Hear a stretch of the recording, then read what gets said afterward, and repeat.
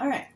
If you chose pile 2, the red guitar tip, this is your pile. I wonder if. Oh, well, you can see it right there. Okay, Spirit, please connect my guides to pile 2, the guitar picks guides. My guides to guitar picks guides for clear.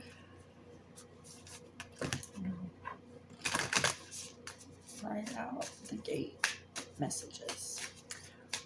Off the bat, the Tortex is on the back of the turtle, which is like what is that? I don't know the name of it, but every world is like a turtle's on the turtle. Every world is like on a turtle's back.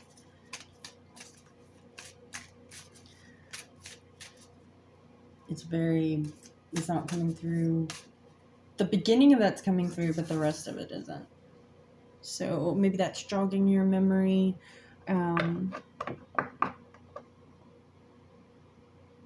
Vortex, Tortex, Vortex. There's like different places on the Earth's grid, whether you believe that or not. I feel very strongly that it's not even what you make it. It literally has its own laws. So like you can go there on a pilgrimage expecting something, but that doesn't mean that you're gonna can't always get what you want. Get what you need kind of thing. All right, let's go.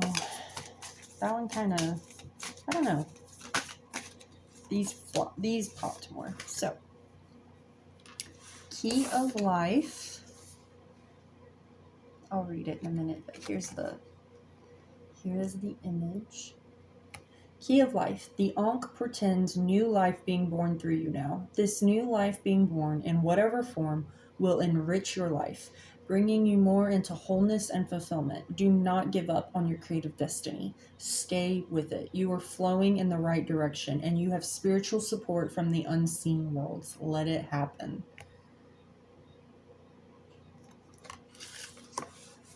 Initiation. Here is the image. When you are being initiated into the divine mysteries of light, love, and power, there are moments of profound challenge. The key is to find the light within the challenge, the opportunity for growth that can transform any challenge into an experience of healing. With compassion and cleverness, you will not burn during your challenges. You shall thrive. I'm feeling keywords here. Like when I was reading Love and Light, and then it says power. That one was, you hear Love and Light all the time, but then power, that third one. And then when it says with compassion and cleverness.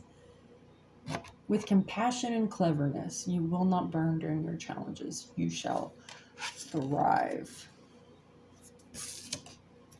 I'm going to show you the image, but I'm not going to read it.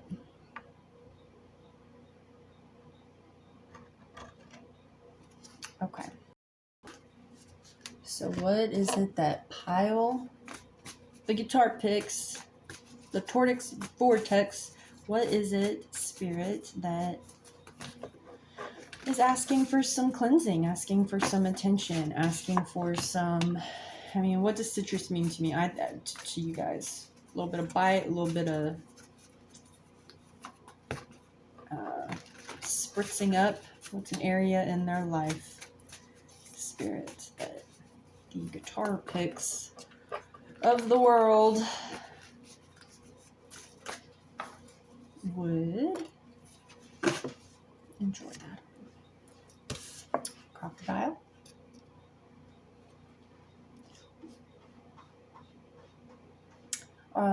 Charlotte from Happy Twins 1111. It's not necessarily this specific crocodile card, but when crocodiles come up, or used to in her readings, she would always mention what astounding mothers they were. For me, crocodile, I lean toward crocodiles more than alligators. After a while, crocodile. Later, alligator. After a while, crocodile. Like, I don't know. I just think it's called Crocs the Shoe is coming up. If you might have a connection to that or like a funny story. My sister, niece, and I, we walked into a shoe sensation, and there were these glittery Crocs that my niece wanted. She started to put her foot into it, and my sister was like, "Oh," because the price was a little bit. She's like, my sister's like, "They're not that. They don't cost that at Walmart." And uh, there's other parts of the story that I'm being told to withhold. But so we went over there. We didn't get her any Crocs, but she got some like pink jelly shoes that kind of reminded me of like 1998, 1999. And then Panther.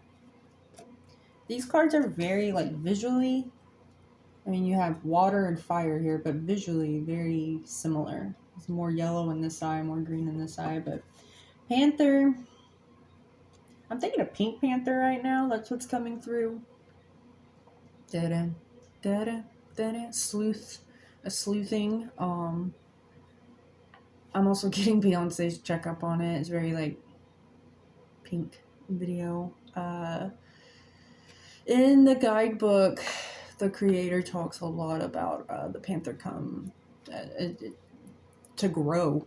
Like it's not going to stand for stagnancy. That's jumping out at me. That was written by the creator. Panther though is a pretty. Did you guys ever watch? It was a show called So Weird, and the spirit animal of the main character, the Black Panther, was her. It was her spirit animal. I can't remember the name of the actress. I mean, she was younger. It was like a young adult show. I don't know if it was like, like Degrassi's Canadian. I don't know what kind of. I want to say it was American. I want to say her mother was like a traveling musician. Was on tour a lot, and she would go with her. That may or may not be true. That's just what I'm remembering, but it's been a long time. Whether or not that kind of goes with your guitar picks. Red also. One time someone was talking to me. We were talking about colors. He was trying to guess my favorite color, and we worked with foster kids, and he was I guess a minister. I don't know what his official title was, but he was some man of the cloth, okay? But he had gifts. Like, he definitely was everyone's got gifts. All of you have gifts. Every single person has gifts. But he was in tune to some of them. Others, I think that this is my opinion, I think he stifled. But he said that his favorite color was a true red. And that's coming through here. I mean, like, when you think of red, like, okay, on the color wheel, even, like, red, blue, and green are those like the three main ones that you pick everything else from. But colors have a lot of healing properties. They have a lot of messages. Cats see red. I'm hearing Chevelle's see red again. That just slipped out of my hands when I said that.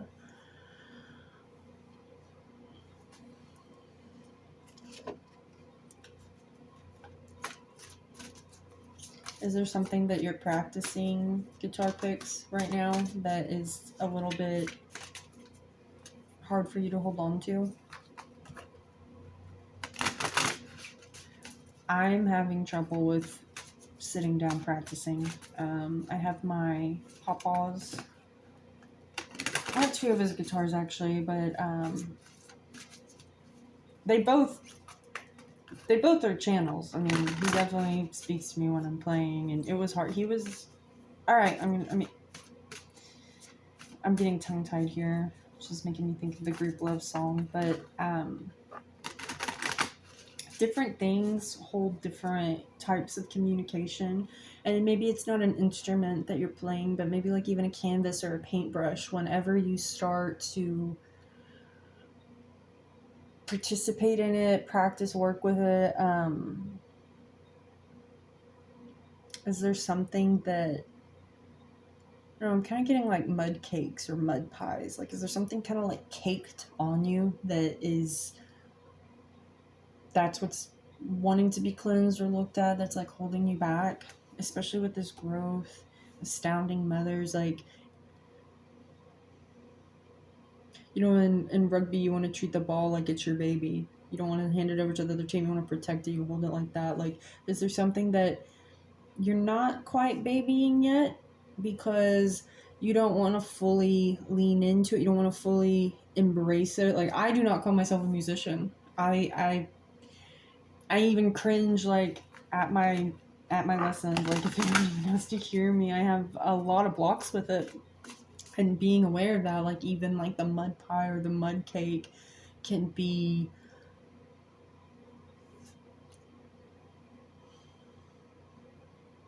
something with someone who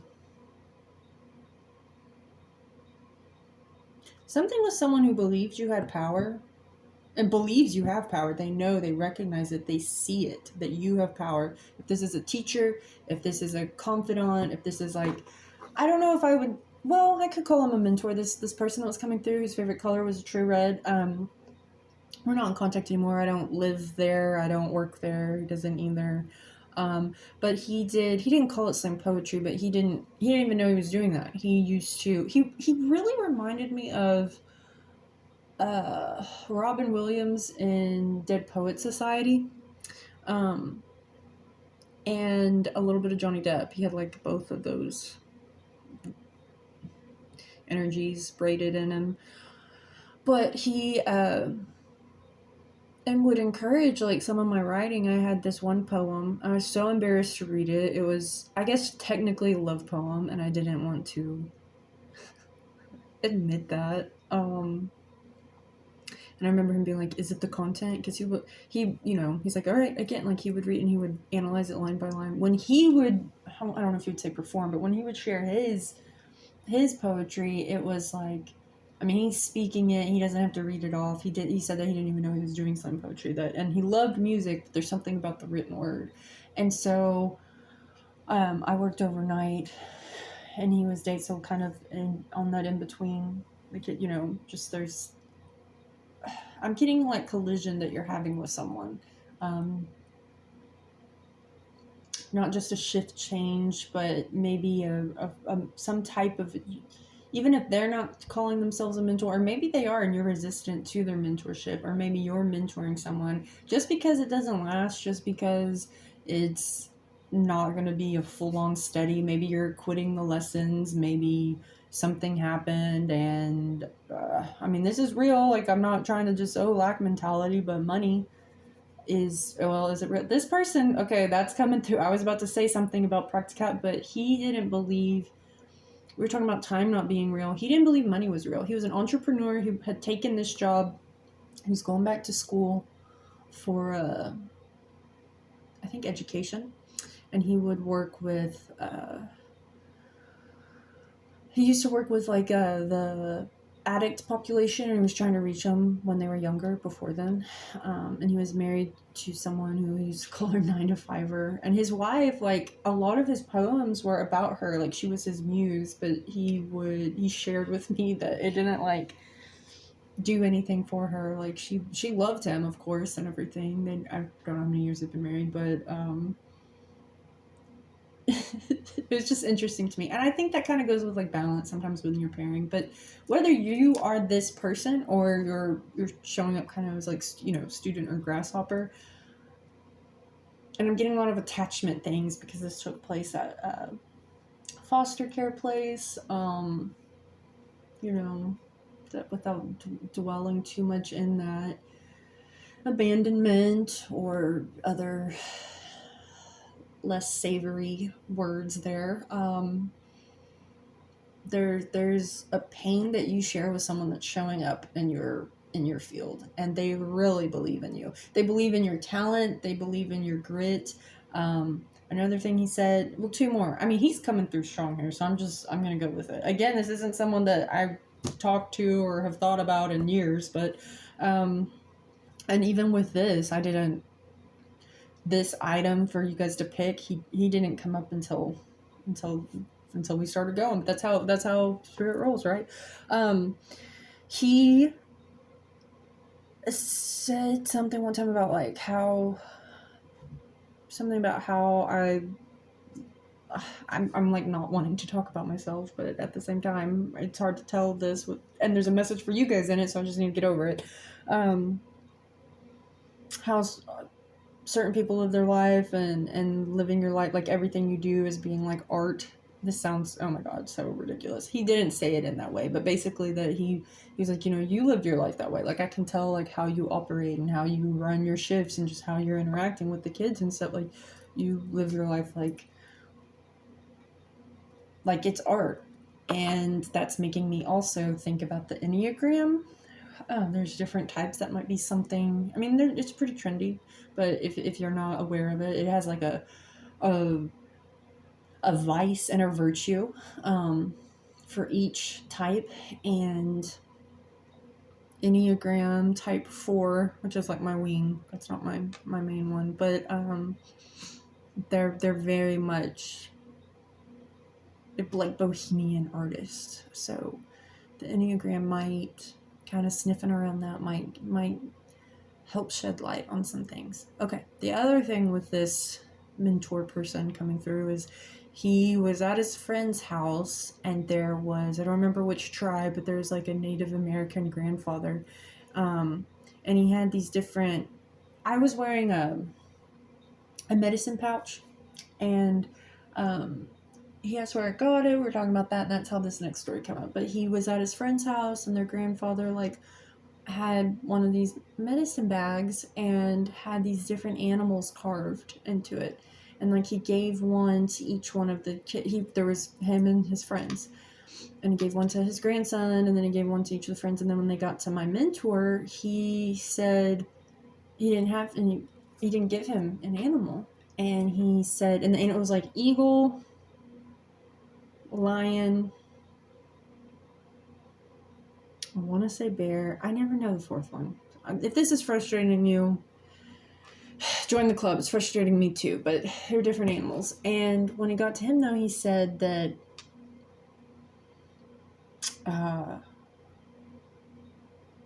he didn't have a creature for him because he was all of them. He was all of them in one. And like, of course, I mean, you can think with eagles, the symbolism on all of that. And that my mentor was saying he saw that in me. Again, all of this, like I'm sharing this, it's because you have someone in your life that really believes in you. They see your,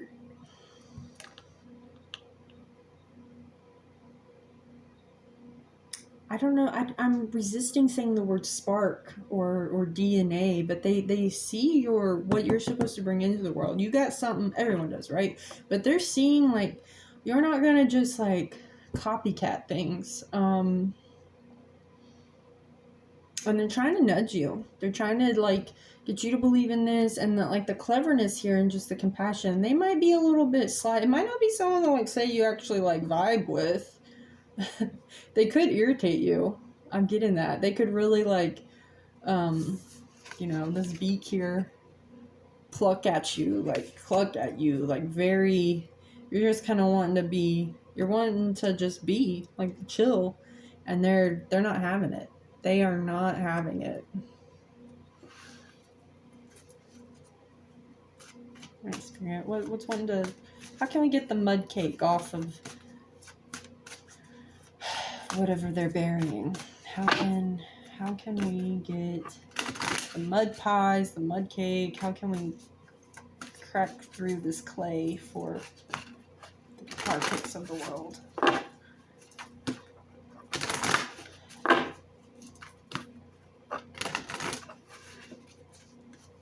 Hilary Duff Come Clean is coming out, as well as, is it Jars of Clay? There's a song, I don't know if it's Jars of Clay. If I can spend 40 days with you. It's a Christian song.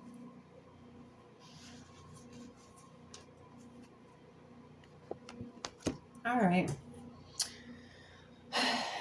You got purification and productivity.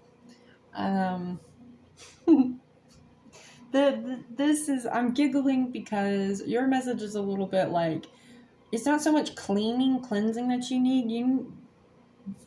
What you're wanting to hear what you're wanting to like recognize, what you're wanting, like your mud cake and your mud pie is you're covering up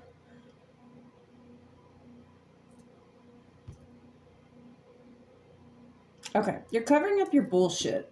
And your bullshit is fertilizer. It's not something that just like, oh, what's that? Bring it on. And Missy, like she's not what the rest of the cheer team wants, but Torrance is like, Missy's the poo, and so take a big whiff. You know, it's like you might not want to go into the cheer team. You've got a gymnastics background, but this is your path. This is your trajectory. You're supposed to pick up those goddamn pom poms. So pick them up. Pick up the pom poms. Pick up the guitar. Pick up the canvas, the toothbrush. I'm getting toothbrush. Like, pick up the toothbrush. Self-care might be a thing with you guys. It is with me. I mean, I was an adamant tooth cleaner. I would floss, and I loved brushing my teeth 3 times a day. Actually, I still cuss a lot, and I had someone, like, we did a bet. We were dating. We were young, and I promised to cuss less if they promised to brush their teeth more, because they only brush their teeth once. Anyway, in my mud cake and my treasury, which there's some reason for me sharing this because you hear it, in my mud cake and my treasury, sometimes it's really hard for me to brush my teeth or take a shower. In my growth process is like just trying to make me not think about those things and just have them habit, because on my own,